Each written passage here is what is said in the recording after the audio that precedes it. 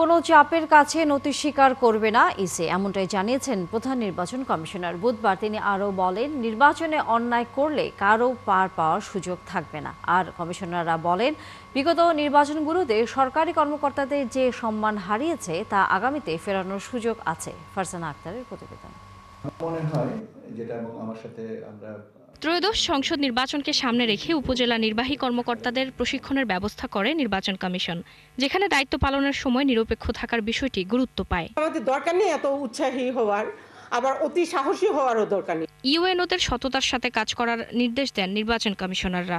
একটা তত্ত্বাবধায়ক সরকারের আবহ সৃষ্টির চেষ্টা হচ্ছে। নির্বাচন কমিশন থেকে আপনাদের প্রতি মেসেজ হচ্ছে, কোনো ভয় নেই, সঠিক কাজ করবেন, নির্বাচন কমিশন আপনাদের সাথে আছে।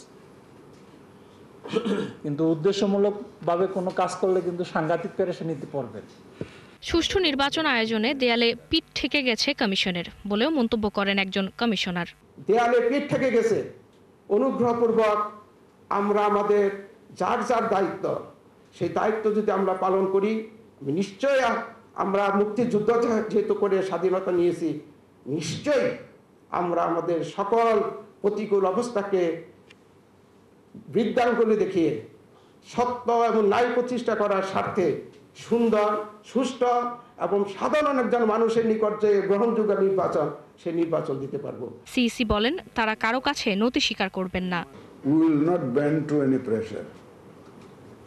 সেটা আমি এই মেসেজটা আপনাদের কাছে ডিসেমিনেট করতে চাই। আপনারাও কোনো প্রেশারের কাছে নথি স্বীকার করবেন না, কোনো চাপের কাছে নথি স্বীকার করবেন না, এবং সম্পূর্ণভাবে নিজের সিদ্ধান্তে, আইন অনুযায়ী সিদ্ধান্তে অটল থাকবেন।